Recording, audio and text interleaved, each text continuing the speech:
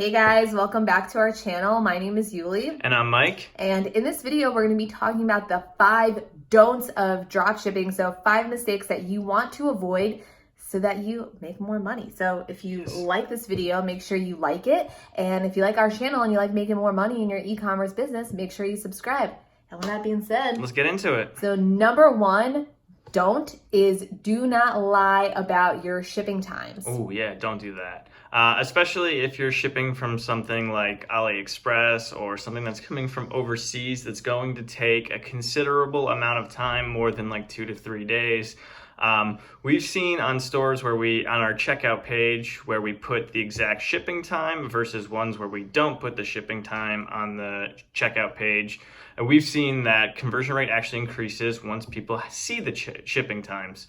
And I think a big part of that is people are willing to wait for products, but they really want certainty more than anything. People don't want to just order a product and then fingers crossed, I hope it's coming someday. If you set the expectation right away, people will still buy, and then you're going to have happier customers for that. Yeah, totally. Like when we first started our stores, I really was embarrassed of the shipping times and I kind of wanted to like hide them and hope that it works out. But the truth is, being honest about it has actually increased our conversions, like Mike said. And we also get a lot less complaints from customers, less chargebacks, less refunds, because when people are buying like an ad from Facebook, right? That is an impulse buy. That is something that they didn't know they needed. Yes. So it's not something they need right away versus if they're Googling, like coffee mug on Amazon or on Google, that's probably something that they want right away because they're searching for it. But with an impulse buy of Facebook, they are more willing to wait because it's not something that they need right away. So being honest about it not only helps you, make more money, it helps you keep the money that you make. So do not lie about your drop shipping times. Don't be scammy, be honest. And honesty is the best policy. There's really easy ways to make that clear on your website. You don't just have to say, hey, it's going to be there in 12 to 20 days because it's shipping from China. You can say something like, hey, it's going to be 12 to 20 days because we are in really high demand of this product, or our products are made on demand, so it takes a little while for them to get to you. Absolutely. You don't have to lead with you can sugarcoat it and make it nicer while still telling the truth. Exactly. Yes. So the second deadly sin of dropshipping would be to ignore customers. I can't believe we even have to say this. There are stores that just don't respond to customer queries. They just don't answer emails or anything like that. And that blows my mind. I can't believe people do that. We've had so many people message our stores thinking that we were other stores, saying why aren't you guys answering my email? Why aren't you guys where's my order? Blah, blah, blah. And it's it blows my mind that people just sell stuff and hope that people don't charge back or return. So always provide amazing customer service, especially if you're in it for the long run. I think dropshipping has had a bad rep where people just get in, make a bunch of money and get out. But for us, sustainability is number one. Profit every month for a long time is number one. This is an e-commerce store, which by the way is dropshipping. We want longevity with this. Yeah. So having good customer service, which ensures happy customers and repeat customers is so important. And with that, you also want to have a reasonable return and exchange policy.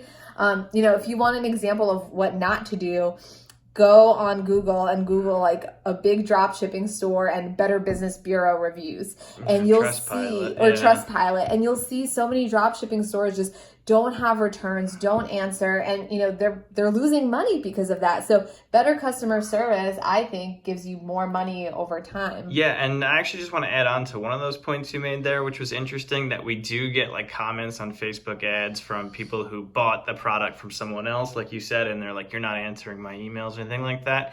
That is an amazing way to acquire a customer. You be empathetic and you say, I'm so sorry, I can't believe they would do that. That's awful. If you like our stuff, here's a 20% off coupon, try us out. We respond to emails. We take care of our customers. And that works all the time. It's incredible. So, someone else's mistake is your opportunity. Totally. Like golden rule, treat people how you want to be treated, because remember, just because it's drop shipping doesn't mean that it's not a real business. It's absolutely a huge, like, yeah, 100%. real legit business.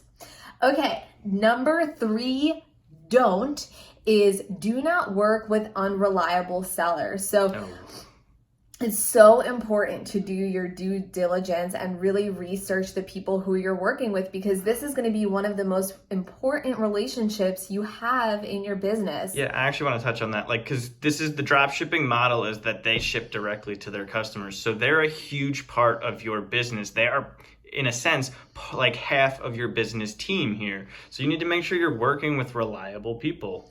Yeah, so you want to, whether you're finding suppliers on AliExpress or Etsy or anywhere else, you really want to make sure, first of all, you have a conversation with them and see, how responsive they are. Like, we've had sellers on AliExpress who I've reached out to who don't answer for like a week. So that's not somebody we want to work with.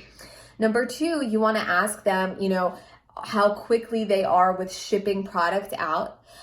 If they are comfortable with volume, because if you are prepping a product to scale, you want to make sure that they're comfortable handling high volume.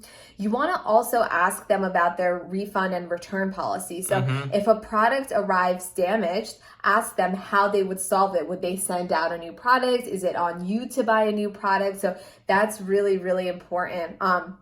And also you want to check their reviews and check pictures from actual customers, again, on Ali or on Etsy, and see what the product actually looks like compared to their product picture. And if all those things check out, then you're good to go. But we've seen, and this has happened to us, where we didn't do due diligence and we've gotten screwed as a result, because we're scaling a product that the supplier, doesn't have enough of, or they're not responsive, or, just nightmares. Yeah. And you end up losing money. And I want to touch on that too, because a lot of and don't just take their word for it. See data. A lot of suppliers they want your business. They are going to be yes men. So about volume and shipping times and stuff like that, they have data on that. Ask to see it. It's not intrusive. It's not like you're seeing their profit margins or their volume or their, anything like that, like their tax returns. But you just need to see that they proof that they've shipped this many items and that their shipping times are this length. And that's a hugely important thing, because, this is your business, but you're trusting another person or team with a large portion of it. So, but ultimately it's your business. So don't just rely on someone's word. Make sure you get hard data to back it up with. And speaking of hard data, that brings us to number 4.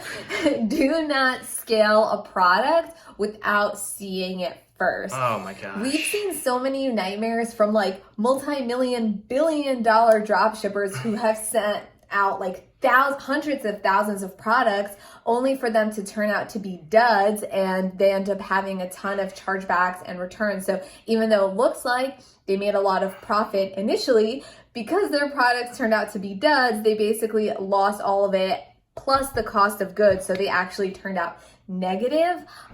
You don't want to do that. So before you scale a huge product, especially if it's something from AliExpress, you can likely find it on Amazon. So you can get it shipped out and get it primed to you in the next couple of days, so you can really see what you're working with. And even if you can't get it on Amazon, if it's something that you've had some success with selling and you are going to scale it up, it's worth investing the X amount of dollars for expedited shipping and getting one in your hands.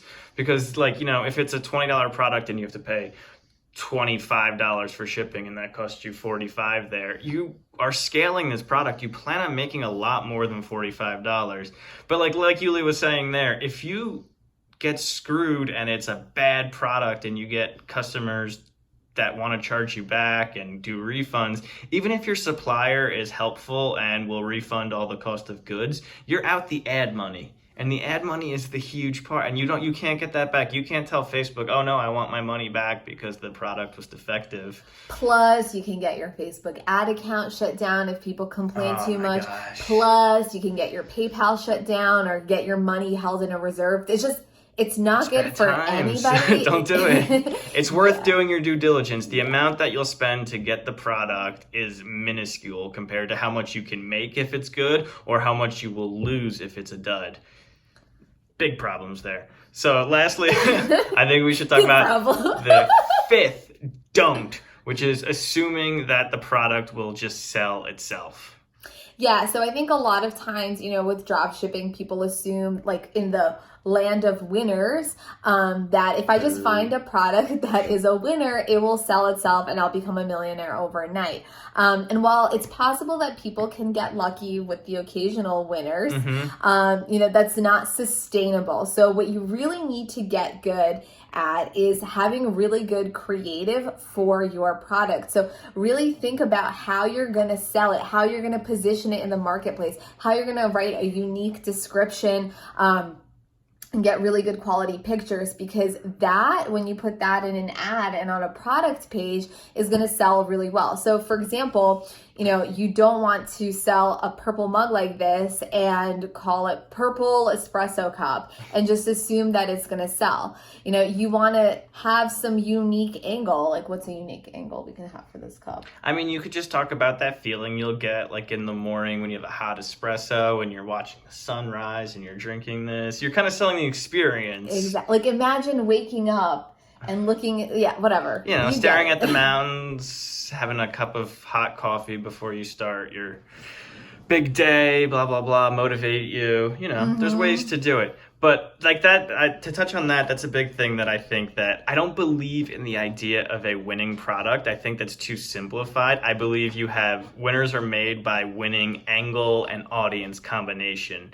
So there's no just universal winning product. What do you mean by audience combination? The combination of a winning angle and an audience. So like you have targeting on Facebook? Yeah, so I'm saying you have to send it to the right audience and speak to them with the right angle. So basically saying, like, finding the audience that wants the coffee cup or the audience that wants the experience that you're selling with the coffee cup.